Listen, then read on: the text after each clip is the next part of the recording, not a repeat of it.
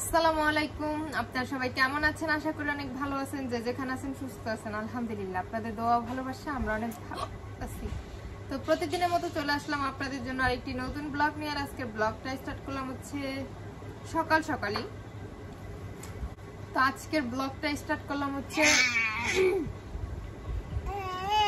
বিকাল থেকেই, মানে এখন কথা বলতেছি। তো সকালে খুব ভোরে ভোরে হচ্ছে আমরা চলে আসছি, মানে চলে আসতে বাধ্য হয়েছি, কিছু করার নাই, এই জন্য চলে আসতে হয়েছে। ভাবছিলাম যে রাত যেহেতু থাকছি তো সকালবেলা একটু লেট করে আসবো, এরকম চিন্তা ভাবনা করছিলাম, কিন্তু হয় নাই। কারণ হচ্ছে আমি তো গতকালকে গেছি, মানে আমার ছেলে মেয়ের জন্য 2টা ডাইপার নিয়ে গেছিলাম আর হালকা কিছু জামা কাপড় নিয়ে গেছি, মানে যেগুলো আর কি গরমের জন্য পরা দরকার, ওই আর 2 ভাই বোনের জন্য 2টা। আমি একটা কাঁধে একটা ব্যাগ নিয়ে গেছি, দেখছেন, ওই ব্যাগে করে আমার শাহজাদির জন্য ফিডারটা নিয়ে গেছি। আর 2 ভাই বোনেরই কিন্তু জ্বর, কিন্তু আমি জ্বরের জন্য কিন্তু ওষুধ নেওয়া যায় নাই, কারণ হচ্ছে আমি গেছি কিন্তু দুপুর টাইমে, ভাবছি যে দুপুরবেলা যাব, তারপর হচ্ছে আবারও বিকালে চলে আসবো, এটা চিন্তা করে হচ্ছে গেছি। যাওয়ার পরে হচ্ছে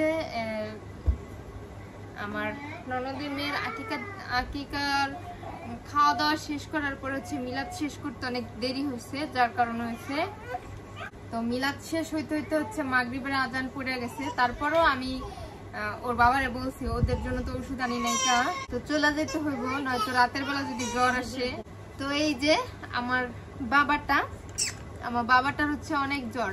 আমাদের 3 জনের জ্বরের মধ্যে হচ্ছে আমি আমার শাহজাদি ইনশাল্লাহ পুরোপুরি সুস্থ বলা যায়। আমার শাহজাদি হালকা একটু কাশি আছে, তবে আমার ছেলেটার হচ্ছে অনেক পরিমাণ জ্বর।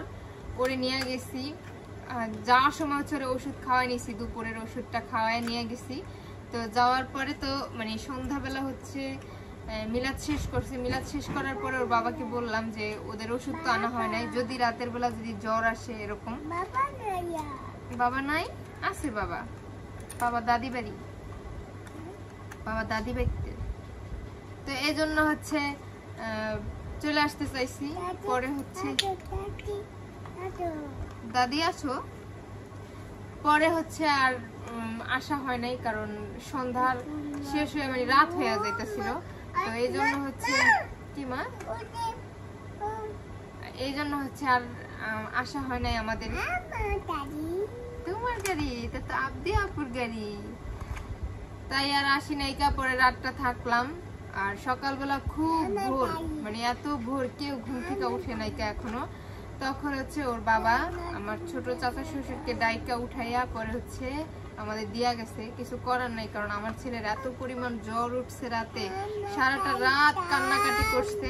বাবা আস্তে কথা বল, তোমার গাড়ি, সারাটা রাত কান্নাকাটি করছে। আমি তো ঘুমাইতেই পারি নাই, সারা রাত একটু ঘুমাইতে পারিনি, আমার ছেলে তো ঘুমাইতে পারে নাই। আর ওর বাবারও একটু ঠান্ডা লেগে গেছে, ওর বাবারও রাতে একটু কষ্ট হয়েছে ঘুমাইতে।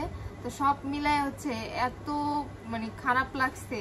আর আমার ছেলে জ্বরে এত কান্নাকাটি করছে, মানে এত পরিমাণ জ্বর উঠছে যা বলার মতো না। এজন্য হচ্ছে সকালবেলা ঘুম থেকে উঠে আমি জানালা দিয়ে হচ্ছে মারে একটু ডাকছি যে মা, ওর তো অনেক জ্বর উঠছে, রাত ভরে কান্নাকাটি করছে, এখন ওষুধ তো আর নিয়ে আসি না এখানে, আর এখান থেকে আর কি ওষুধ খাওয়াবো। আমি তো ওরে ডাক্তার দেখাইয়া ওষুধ আনছি, অ্যান্টিবায়োটিক, ওগুলা হচ্ছে খাওয়ানোর পর ওর জ্বরটা অনেক নেমে গেছিল, কিন্তু একটা রাত ওষুধ না খাওয়ালে জ্বরটা অনেক বেশি। যাও তো তুমি ওই বইটা নিয়ে আসো, যাও। তো এত পরিমাণ জ্বর ছিল, এজন্য হচ্ছে ওইখান থেকে আর কি ওষুধ কিনবো, ওষুধ তো বাড়িতে আছেই। এজন্য তাড়াতাড়ি করে ওর বাবা হচ্ছে দিয়া গেছে বাড়িতে দিয়া যাওয়ার পরে হচ্ছে আয়শা হালকা কিছু খাওয়াইয়া ওষুধ খাওয়াইছি। ওষুধ খাওয়ার পরে হচ্ছে এখনো আমার ছেলের শরীরে ভালোই জ্বর আছে, জ্বরটা এখনো ভালো করে নামে নাই। ওর বাবা ভোরবেলা দিয়া চলে গেছে। আর আসার সময় হচ্ছে যখন আয়সা পড়বো তখন বাপ্পি ভাইয়া উঠছিল, ভাইয়াকে বললাম যে এমন, তো আপনারা আইসেন, বাসায় কবে আসবেন। আর আমি কিন্তু আজকে আমার বাসায় গেছি, আমি 1 সপ্তাহের মতো আমার বাসা থেকে আইছি। আজকে গিয়ে দেখি বাসার অবস্থা খুব খারাপ। তো ওগুলা সব পরিষ্কার করে আসলাম, ঘর দুয়ার একবার গুছগাছ করে রেখে আসলাম। আমার ছেলেকে নিয়ে গেছিলাম, আর ছেলের কারণে হচ্ছে থাকা হলো না, সবার সাথে ওরকম দেখাও হলো না। সকালটায় একবার ভোর ভোর চলে আসছি, এই আর কি। তো যাই হোক, কেউ ভুল বুঝবেন না, উল্টাপাল্টা কমেন্টও করবেন না, খারাপ ভাববেন না। গেছি সবার সাথে মিলেমিশে একটা দুপুর কাটাইছি, রাতেও সবার সাথে ছিলাম যতটুকু থাকার। আমি 9টার বেশি গল্প করছি কতক্ষণ, তারপর আমার ছেলের ভালো লাগে নাই, আমার মেয়েটাও একটু কেমন করছিল। পরে হচ্ছে ওদের ঘুম পাড়াইতে গিয়া হচ্ছে ওদের সাথে শুয়েছিলাম। পরে 12টার দিকে আমার বড় ননদ হচ্ছে আমাকে ডাইকা নিয়ে বললো যে ভাবি ভাত খেয়ে যান। পরে তখন হচ্ছে গিয়া ভাত খেয়ে এসে পরে আবার শুইছি, কিন্তু পরে শোয়ার পরে আর আমার ছেলে মেয়ে কেউ ঘুমায় নাই, ওদের অবস্থা খুবই খারাপ ছিল। তো ওদের জন্য দোয়া করবেন, আমার সাফায়াতের জন্য দোয়া করবেন, ও যেন তাড়াতাড়ি সুস্থ হয়ে যায়। আর সবকিছু পরিষ্কার পরিচ্ছন্ন করে রাখিয়েছি, কারণ আমার বাচ্চারা এমনি অসুস্থ, এই জন্য। যদি আমার ছেলেকে নিয়ে গেছি, তারপর সব ক্লিন করে রেখে আসছি। সকাল সকাল এসে চলে যাব বাসায়। আজকে গেছি কিন্তু আমার ছেলে থাকতে চাইলো না, আসলে বিকাল পর্যন্ত থাকলাম। মানে আমি 4:30টার উপরে আসছি। না না নয়, কে বলছে না? না না না আসি তো, না না আসি, আমি দিচ্ছি দানাকে। তো এই জন্য হচ্ছে আয়সা পড়ছি, মানে আমার ছেলে একা থাকবে না, বলতেছে বাবা নাই বাবা নাই। আছে না না আছে।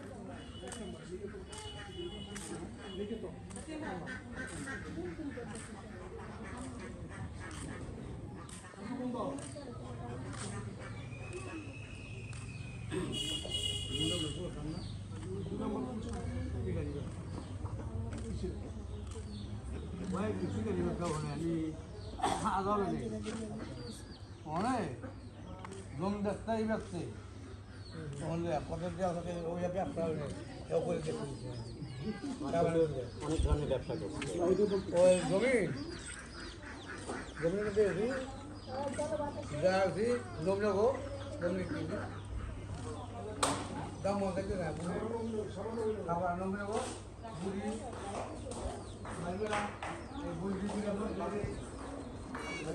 ফেসবুকে অ্যাক্টিভ নাই, আর এমন নম্বর নাই। সাদে আরে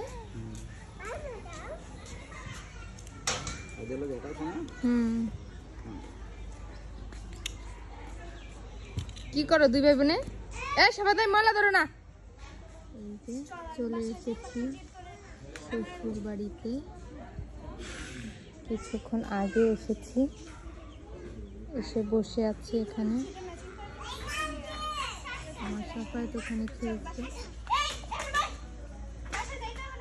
বেতা বেতা পাইলা কেমনে?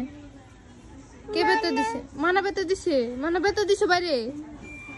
এভরি বাইরে বেতা দিছো? হ্যাঁ,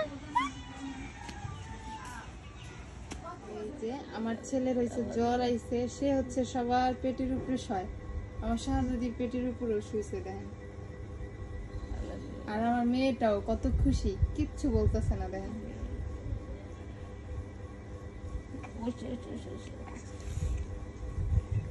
বাবাটা হচ্ছে জ্বরে শেষ, আব্বা জ্বরে মুখটা একটু হয়ে গেছে। আর আমার শাহজাদিরও দেখেন, আমার শাহজাদি 7 কেজির বেশি ছিল, আজকে যায় দেখি 6 কেজি হয়ে গেছে। মেয়েটাও জ্বরে শেষ।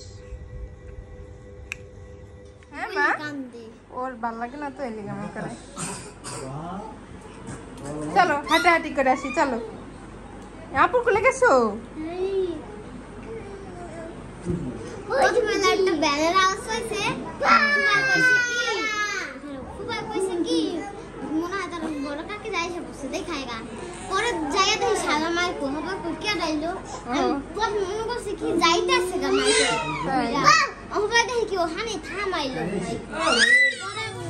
কি আনছো?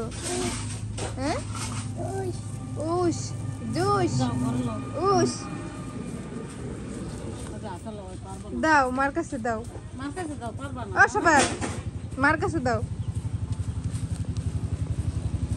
আল্লাহ রে কত কিছু আনছে রে আমার বাবাই এ রে কত খাবার আনছে রে গেলে কি কম আনে তারপরে খাও খাও এই জুস খাওয়াতে পারো না আব্বা এই আনছো কা তুমি এটা আনছো কা এটা খাওয়া তো ভালো না দিদি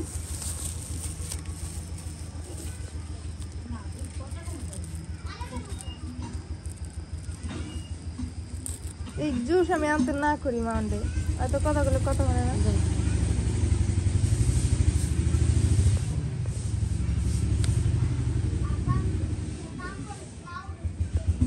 নাও লং না ঘরে লং কেমন করে বলবি চলো চলো ঘরে লং মুখে ভালো লাগে জ্বরের মধ্যে